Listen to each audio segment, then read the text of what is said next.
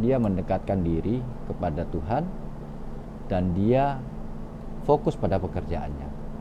Karena itu bukan masalahnya dia, karena dia sifatnya hanya memperkenalkan.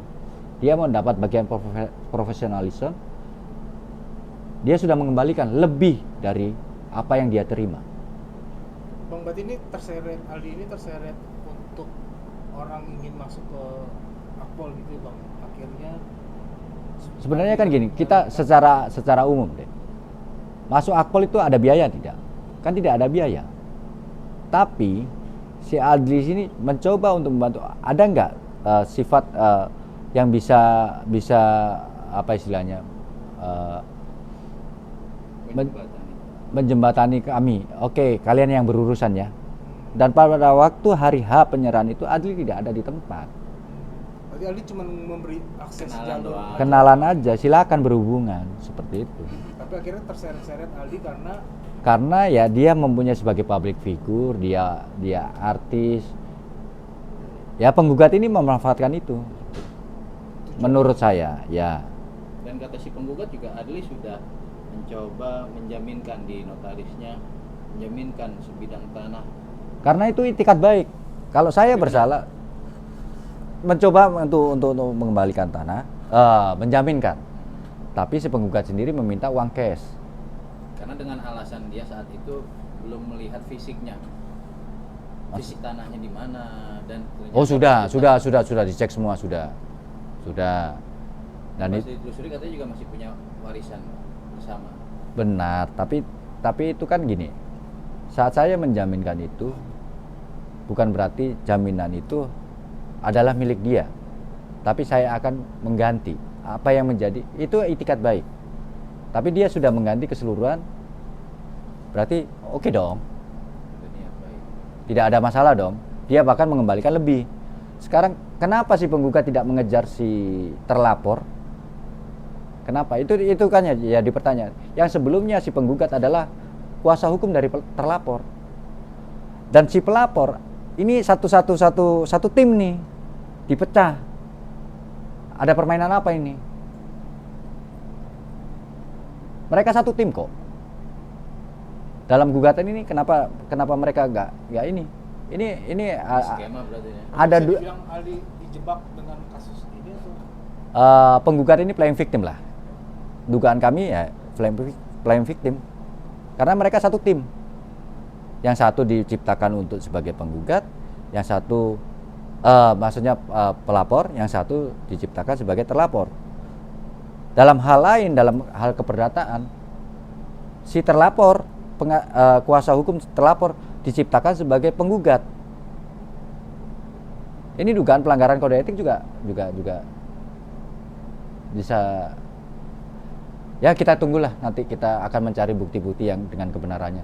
Tapi dengan orang yang yang berkomunikasi dengan Aldi pada saat itu ingin dikenalkan ke kenalan Aldi, sampai sejauh ini komunikasi masih atau tidak ada. Dan saya dengar info sekarang terlapor ini menjadi DPO kan, dan tidak ada itikat baik, hanya menjanjikan, tapi tidak ada. Berarti uang yang sempat diterima Aldi itu berapa? Tidak ada diterima, hanya menyalurkan langsung lewat supirnya, langsung diserahkan kepada inisial I. Itu nanti penyidikan lah dari yang membuktikan. Berarti memang nggak seperti pegang. Tidak ada. Pada waktu itu klien kami dalam kondisional sedang bekerja di Bogor untuk syuting. Ada langkah hukum mungkin Bang mau diambil untuk dengan kejadian ini sendiri dari pihak Aldi gimana Bang? Kan coba proses hukum. Langkah hukum kami adalah membuktikan kebenaran aja. Kita akan membuktikan bahwa apa yang dituduhkan, apa yang istilahnya disangkakan kepada Adri itu tidak benar. Tidak ada mau melapor balik karena pencemaran nama baik. Kita tunggu, karena pelaporan pencemaran nama baik harus tunggu proses apakah itu terbukti atau tidak. Baru kita bisa melakukan langkah berikutnya. Dalam proses hukum nanti Adli akan datang, hadir? Akan hadir. Itu kapan? proses hukum mungkin nanti kita tunggu panggilan pengadilan berikutnya ya.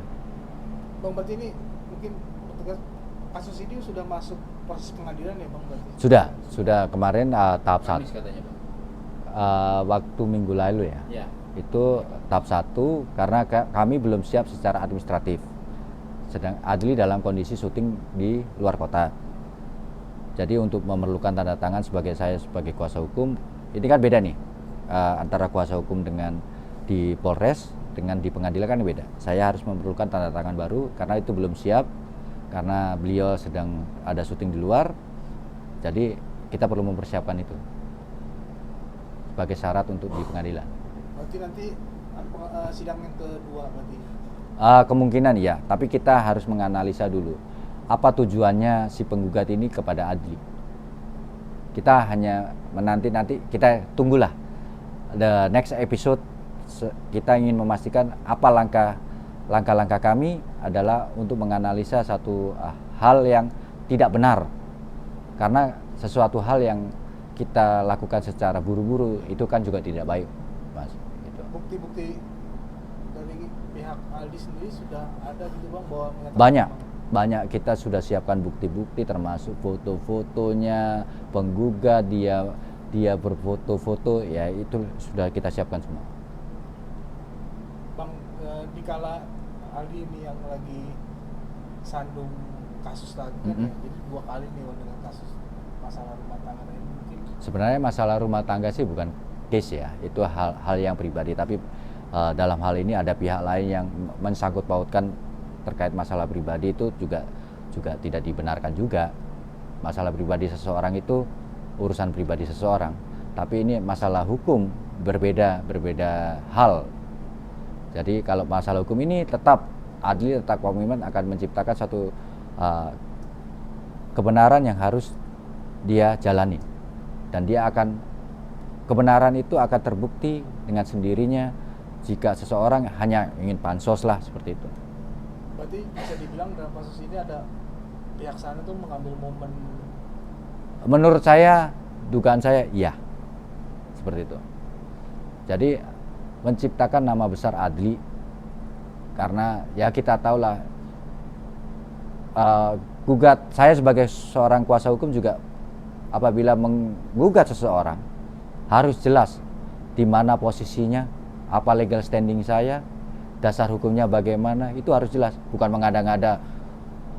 Saya akan menggugat A, B, C, D, E, ternyata objek itu bukan punya saya. Itu sesuatu hal yang penuh dengan istilahnya kita menembak angin. Ngapain kita harus menembak angin? Kalau kebenaran itu ada, kalau tidak ada, buat apa? Seperti itu. Wah, pihak lawan juga mengatakan bahwa mediasi ini sebenarnya sudah dilayangkan sebagaimana mestinya, namun itikat baik dianggap tidak ada itikat baik dari pihak Aldi. Seperti apa? Mediasi seperti apa ya? Surat panggilan untuk diselesaikan secara keluarga. Tidak ada. Saya sebagai kuasa hukum dari laporan polisi tidak ada. Dia mensomasi untuk mengajak bertemu, tidak ada. Tapi kalau misalkan ini kan sekarang KUHP baru juga kan mengedepankan restorasi justice. Siap. Dari Aldi sendiri siap nggak? Siap. Secara keluarga. Dan yang di restoratif justice kan apa? Sedangkan dia di dalam posisi laporan polisi ini dia hanya sebagai saksi. Tidak ada hal eksklusif yang mewajibkan Adli untuk mengganti itu semua, tidak ada. Kalau dalam perdata? Kenapa? Kalau dalam perdatanya? Kalau dalam perdatanya pengadilan yang menentukan. Pengadilan akan tahap 1 akan setelah selesai administratif akan ada mediasi. Itu pengadilan, itu wewenang pengadilan. Kita akan mengikuti segala sesuatu apa yang diaturkan oleh pengadilan. Bang, berarti sampai detik ini masih statusnya saksi ya Bang? Di dalam laporan polisi? Iya. Ya. Mungkin Adli ada pesan nih Bang yang ingin disampaikan? Jadi Adli berpesan adalah dia akan mengejar segala kebenaran itu sesuai apa yang dia alami. Seperti itu. Dia akan mendekatkan diri sama Tuhan. Apabila ada pihak-pihak tertentu yang merasa tersinggung dengan apa yang isu yang sekarang lebih ini, dia meminta maaf tanpa ada kesalahan dari dia. Secara gentleman dia minta maaf kepada penggemar-penggemarnya, kepada keluarga, secara pribadi, secara curhatan secara pribadi itu dia meminta maaf kalau dia ada salah. Tapi dalam hal ini biarlah hukum tetap berlaku. Hukum tetap hukum, kita akan ikuti apa seperti hukum itu berlaku. Kondisinya terganggu masih bang? Dari Sejak curhatan Oh tidak, dia ada depresi atau oh apa tidak, dalam tidak, tidak, kasus? tidak. Saya mengenal betul Adli itu tidak pernah terganggu dengan hal itu. Dia tetap semangat, selama dia benar, dia akan jalani. Oke, terima kasih bang. Siap, sama-sama. Berarti Kamis tahap 2 ya? Tahap 2. Oh, bukan tahap 2. Panggilan kedua. Panggilan kedua. Kalau tahap 2 nanti Oh, iya. ini dong, pidana dong. Oke, thank you.